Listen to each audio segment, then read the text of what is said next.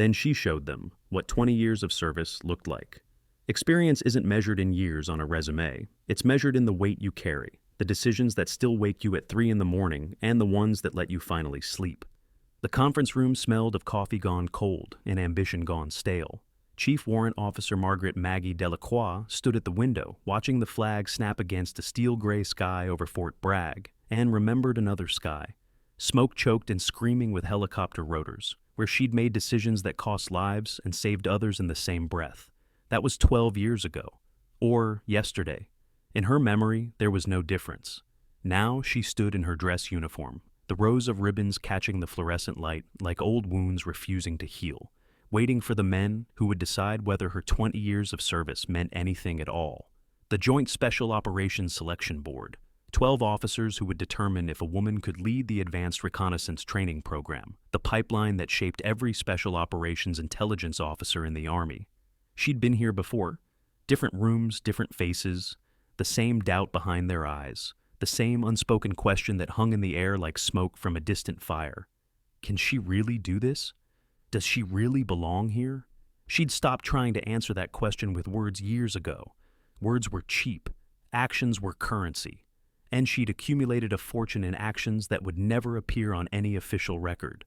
The door opened behind her. Maggie turned as Colonel Richard Hartwell entered, followed by his deputy, Lieutenant Colonel James Brennan. Hartwell was career infantry, 3 combat tours, the kind of officer who'd earned his eagles through blood and sweat. His face bore the weathered look of someone who'd spent too many years in desert sun, and his handshake, when he offered it, was firm without being aggressive. Brennan was younger, ambitious, with the particular smile of a man who'd learned to be pleasant without ever being kind. His uniform was pressed to perfection, his brass polished to a mirror shine. Everything about him suggested careful cultivation, the appearance of competence rather than its substance. Chief Delacroix. Hartwell's voice was professionally neutral. Please, have a seat. She sat, waited, let the silence gather weight. Brennan opened a folder, her service record she knew, though he studied it as though reading it for the first time. His eyes moved across the pages with the practiced speed of someone who'd already formed conclusions and was looking for evidence to support them. 20 years. Impressive length of service. Yes, sir. Intelligence specialist, interrogator, human collector, various assignments in... He paused, squinting at the page. Several of these are redacted. Yes, sir, they would be. That's rather convenient, isn't it? Brennan's tone carried an edge of challenge. Anyone can claim experience they can't prove. Maggie held his gaze without flinching. She'd faced men far more dangerous than Lieutenant Colonel Brennan in rooms far less comfortable than this one, with stakes far higher than a training assignment. His skepticism was familiar, almost comforting in its predictability. Hartwell leaned forward, cutting off whatever Brennan had been about to say. Chief, I'll be direct with you. This position requires real experience, not just time in uniform, real operational experience in the kind of environments our candidates will face. The instructors in this program have to have credibility with students who've already seen combat. They need to know that the person teaching them has been where they're going. Maggie nodded slowly. I understand, sir. Do you? Brennan interjected. Because with respect, your record shows a lot of staff assignments, a lot of time in offices. Our previous program leads have come from Ranger Regiment, from Group. They've got the kind of background that commands immediate respect. She felt the old anger stirring, the familiar heat that had sustained her through 100 moments like this one. But she'd learned long ago that anger was a fire that consumed the one who carried it. She'd learned to bank it, to use it as fuel rather than flame. Sirs, may I speak candidly? Hartwell nodded. My service record shows what's been approved for your clearance level. It doesn't show the 18 months I spent in Syria before we officially acknowledged operations there. It doesn't show the networks I built in Afghanistan that are still producing intelligence today. It doesn't show the 3 officers who are alive because I read a source correctly when everyone else said he was clean. She paused, let the weight of the words settle. It doesn't show the 2 who aren't alive because I read a different source wrong. The silence stretched. Brennan shifted in his chair. This job requires real experience, Maggie continued. I agree completely, but experience isn't just about where you've been. It's about what you've learned, what you carry, what you can teach others so they don't have to learn it the same way. She reached into her briefcase and withdrew a worn leather folder. The leather was soft with age, stained in places, the kind of personal item that accumulated meaning through years of careful keeping. These are letters of recommendation from officers I've served with. General Morrison. He commanded the task force I supported in Kandahar. Colonel Chen. She was my commander during the classified assignment in 2015 that's redacted in my record. Captain Williams. She was a lieutenant when I trained her, and she's now running her own team in a location I'm not cleared to discuss with you. She placed the folder on the table. I don't need you to take my word for my experience. I'm asking you to take theirs. Hartwell picked up the folder, opened it, began to read. Maggie watched his face change, the slight widening of eyes, the almost imperceptible straightening of posture that came with unexpected respect. She'd seen the transformation before, the moment when assumption gave way to recognition, when doubt dissolved in the face of evidence that couldn't be dismissed. Chief Delacroix, his voice had shifted, something harder beneath the professional courtesy. Why didn't this material come with your original application? Because I wanted you to ask, sir.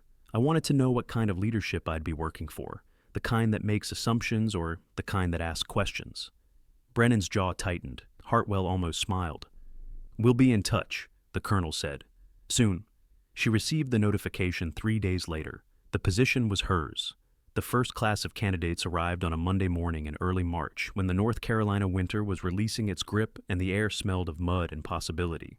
24 officers and senior NCOs, hand-selected from across the Army's intelligence community, competing for 12 slots in the most demanding reconnaissance training program in the military.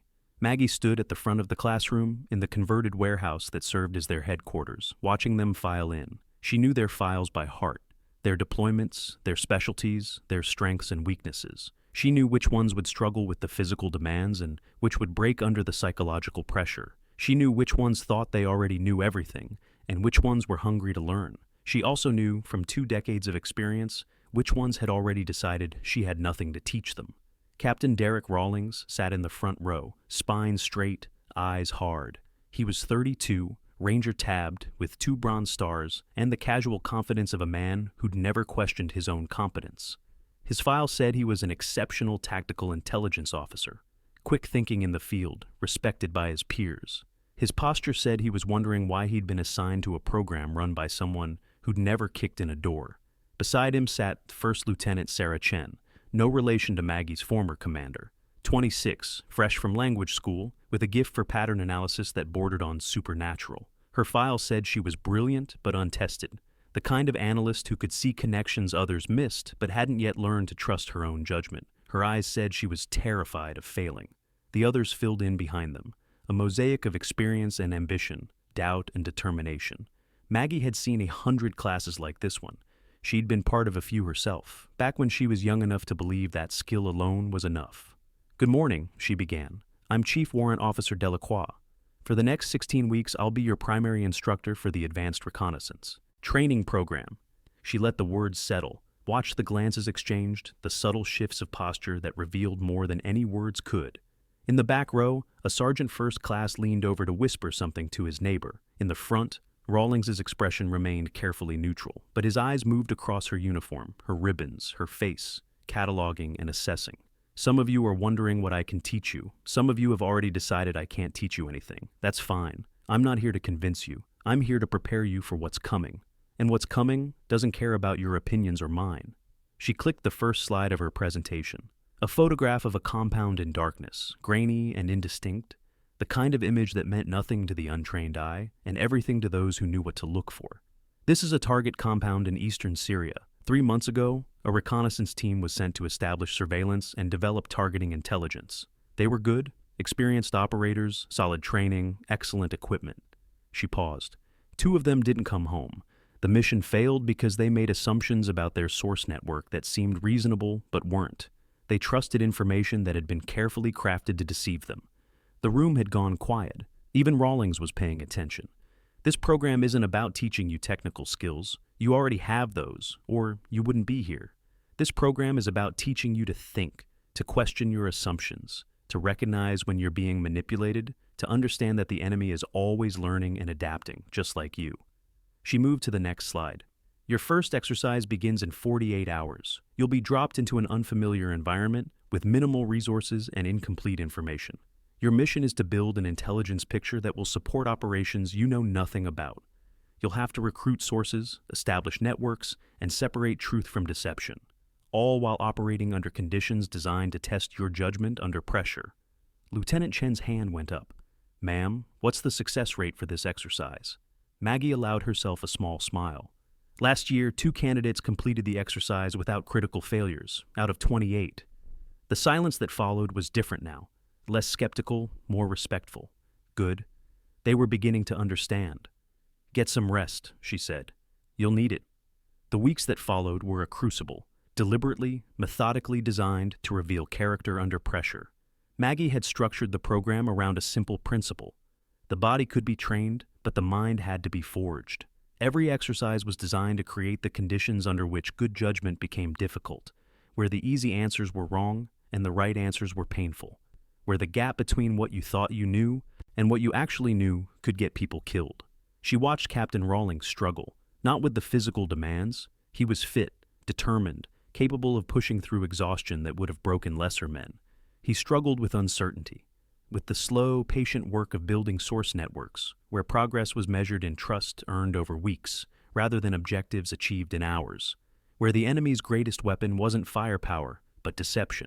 In the 3rd week, during a surveillance exercise in the swamps south of the base, Rawlings made a decision that would have gotten his entire team killed in a real operation. He'd trusted a source who'd been feeding him exactly what he wanted to hear, ignored the subtle indicators that something was wrong, and walked his team into an ambush that would have ended 3 careers in the real world. Maggie let him sit with the failure for 2 days before calling him into her office. The room was spare, a metal desk, 2 chairs, a window overlooking the training grounds. On the wall hung a single photograph. A group of soldiers in desert fatigues, faces obscured by dust and distance, standing before a landscape that could have been anywhere in the Middle East. "Captain," she gestured to the chair across from her desk. "Tell me what happened." He sat, jaw tight. "I made a bad call, ma'am. I trusted a source I shouldn't have trusted."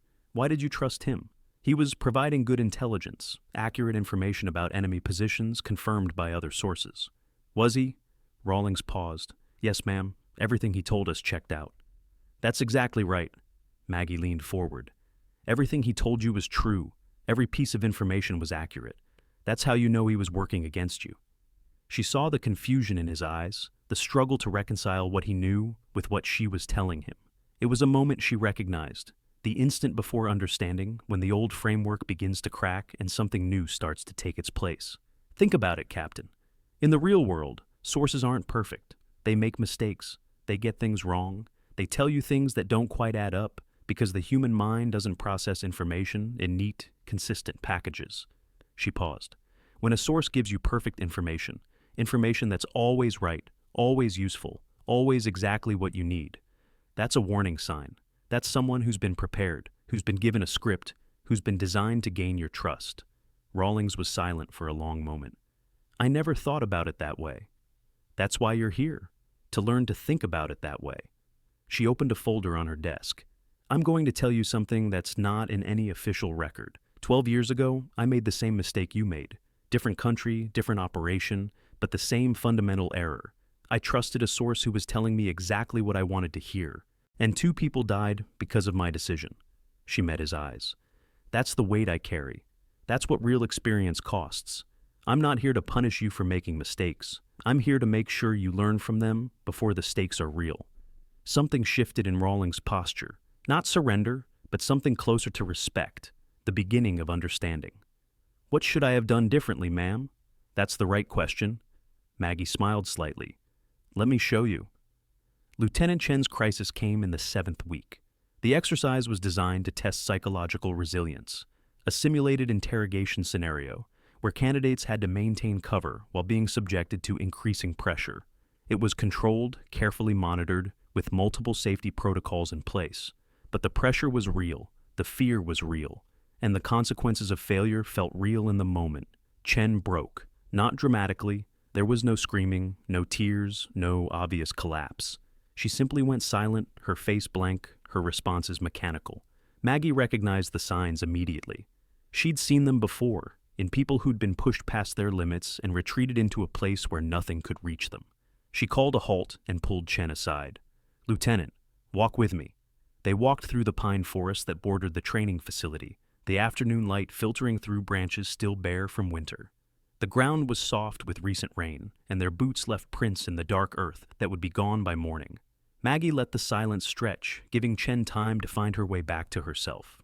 I failed, Chen said finally, her voice flat. You reached a limit. That's different from failing.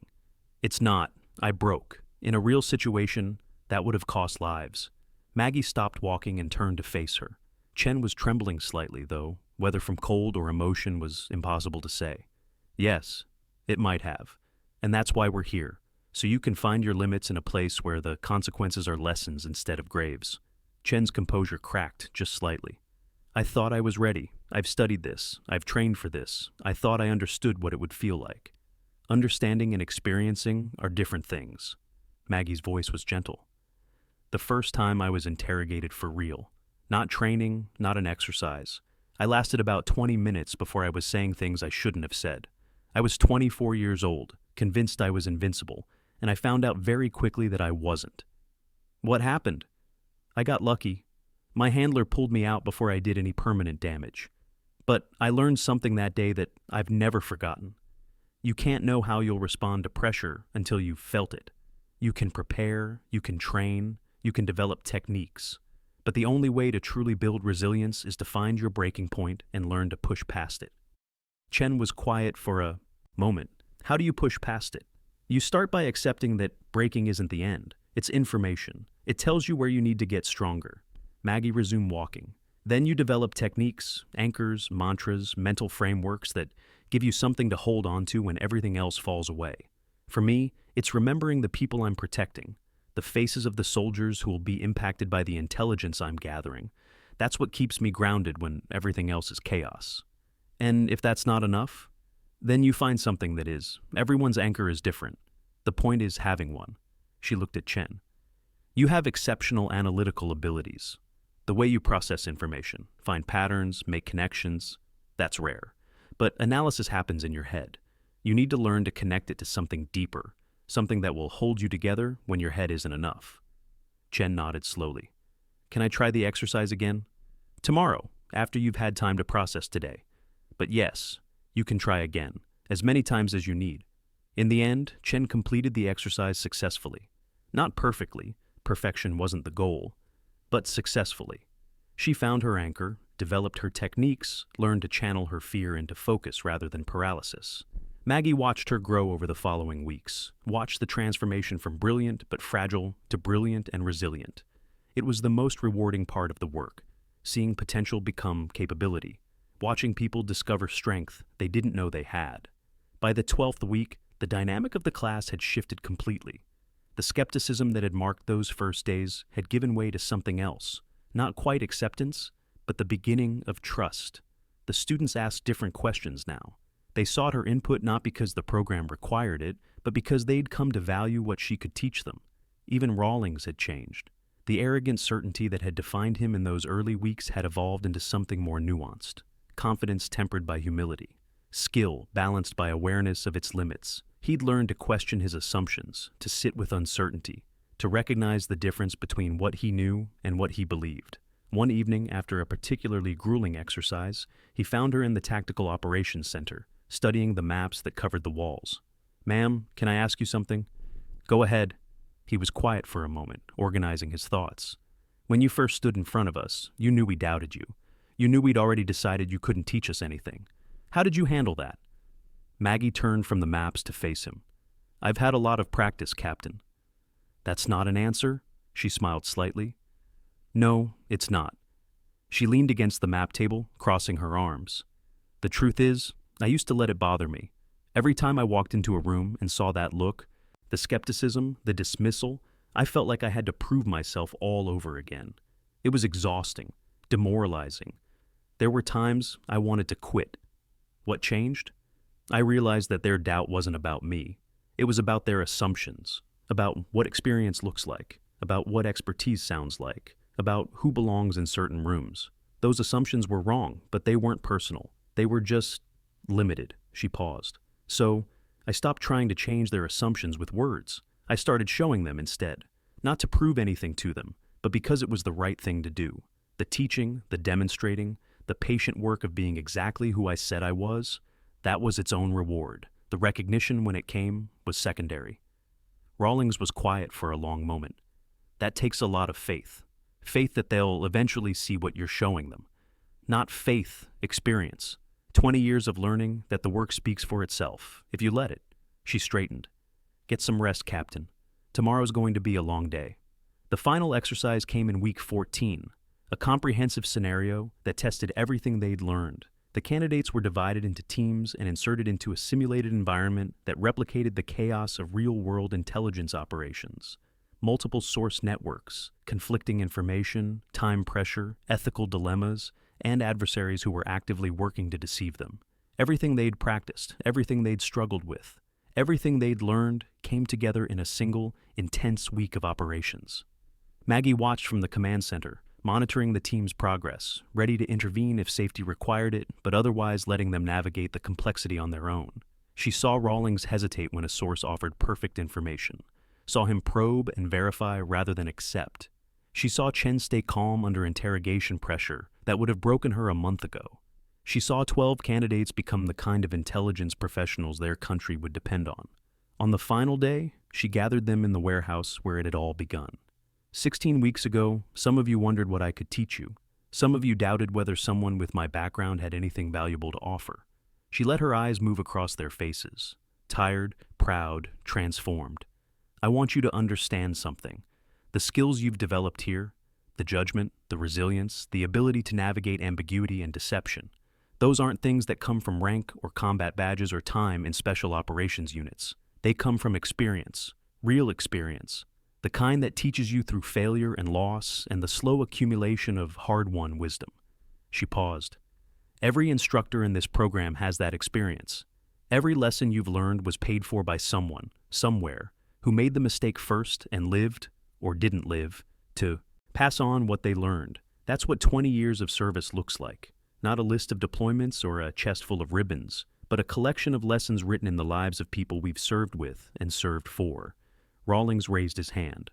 Ma'am, may I say something? Go ahead, Captain. He stood, facing his fellow candidates. When I arrived here, I had opinions about what this program should look like and who should be running it. I was wrong. He turned to Maggie. You've taught me more about intelligence operations in 16 weeks than I learned in 6 years of operational assignments. Not because you lectured me, but because you showed me what I didn't know and trusted me to figure out how to get better. That's real leadership, and I'm grateful for it. The others nodded, murmured agreement. Maggie felt the familiar swell of emotion that came with these moments. Pride, certainly, but also something deeper. The sense that the work mattered, that the lessons she'd learned through pain and loss were now carried by others who would use them to protect those who would never know they'd been protected. Thank you, Captain, she said simply. All of you. Graduation was held on a Saturday in late June, when the Carolina heat was beginning to build and the air smelled of cut grass and possibility. 12 candidates received their certificates, 12 officers and NCOs who would go on to lead intelligence operations in locations they couldn't discuss, protecting people they would never meet. The ceremony was brief, military, unremarkable to anyone who didn't know what it represented. Afterward, Colonel Hartwell found Maggie standing apart from the crowd, watching the graduates pose for photographs with their families. Chief Delacroix, exceptional work this cycle. Thank you, sir. He was quiet for a moment. You know, when we first interviewed you, I had doubts. Not about your capabilities, your recommendations made those clear, but about whether the students would accept you, whether you'd be able to command their respect. And now, sir? Hartwell smiled slightly. Now, I think you were right, about wanting to know what kind of leadership you'd be working for. You were testing us as much as we were testing you. With respect, sir, I was testing you more. Leaders who ask questions before making assumptions. Those are the kind worth following, the kind worth working for. He nodded. The program has a new class starting in September. I'm hoping you'll agree to continue. I will, sir, as long as you'll have me. Then we're fortunate. He extended his hand, and she shook it. Thank you, Chief, for everything you bring to this work. Maggie watched him walk away, then turned back to the graduates. Captain Rawlings was introducing his wife to Lieutenant Chen, both of them laughing at something, the tension and intensity of the past 16 weeks giving way to the simple pleasure of accomplishment. She thought about the journey that had brought her here, the doubts she'd faced, the barriers she'd overcome, the quiet persistence that had carried her through moments when giving up would have been easier. She thought about the lessons she'd learned and the ones she'd taught, the weight she carried and the weight she'd helped others bear. 20 years, 2 decades of service, measured not in time, but in the accumulation of experiences that couldn't be summarized on any resume, couldn't be captured in any credential, the interrogations that had broken her and remade her, the sources who'd trusted her with their lives, the colleagues who'd died, and the ones who'd lived because of choices she'd made in moments of impossible pressure. That was what real experience looked like. Not a destination, but a journey. One that continued every day, every class, every student who walked through her doors doubting what she could teach them, and walked out carrying lessons they'd pass on to the next generation. In the years that followed, the Advanced Reconnaissance Training Program became known throughout the intelligence community as the gold standard for developing strategic intelligence professionals. The graduates went on to lead operations that would remain classified for decades, protecting interests they would never be able to discuss, carrying lessons learned in a converted warehouse in North Carolina to every corner of the world, where American interest required protection. They called Maggie the professor, not for any academic credential, but for the methodical way she taught, the patient accumulation of wisdom she passed on. Her classroom became a kind of sanctuary, a place where excellence was expected and doubt was welcomed, where the only failure was the failure to learn. She received commendations, of course, awards and recognition from people who understood what she'd built, but those weren't what mattered to her. What mattered were the messages that came in the quiet hours, emails from former students describing how a lesson she'd taught had saved lives, how a technique she'd demonstrated had revealed a deception, how a principle she'd instilled had guided a decision in the kind of moment where decisions defined careers and determined fates. That was the real measure of experience. Not the weight you carried, but the weight you helped others carry. Not the lessons you learned, but the lessons you passed on. One evening, years later, she sat alone in her office as darkness gathered outside the windows. On her desk lay a letter, handwritten, rare, in an age of instant communication, from a soldier she'd trained a decade earlier. He'd just returned from a deployment that had tested everything she'd taught him, and he was writing to thank her. "You showed me what real experience looks like," the letter said. "Not the credentials or the accolades, but the willingness to pass on what you've learned, so others don't have to learn it the same way. That's the gift you gave me. That's the gift I'm trying to give to the people I lead now." Maggie read the letter 3 times, then placed it in the drawer with all the others. The accumulated evidence of a career spent not in pursuit of recognition, but in service of something larger than herself. Margaret Delacroix retired after 28 years of service, with a chest full of decorations that would never be displayed and a legacy that would never be publicly acknowledged. On her last day in uniform, she walked one final time through the warehouse where she'd shaped hundreds of intelligence professionals, and she thought about the question that had launched it all.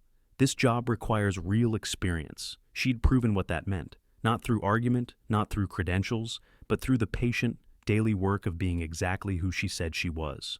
Through the transformation of doubt into respect, skepticism into trust, assumption into understanding. In her office, she left behind a small plaque for her successor. The words were simple, the kind of quiet wisdom she'd built her teaching around. Real experience isn't about where you've been. It's about what you carry and what you pass on. The program continued after she left. New instructors arrived, new candidates struggled and grew, new lessons were learned and transmitted forward through the endless chain of service that connected past to future. And somewhere in every class, a student would notice the plaque on the wall and ask about the woman who'd left it.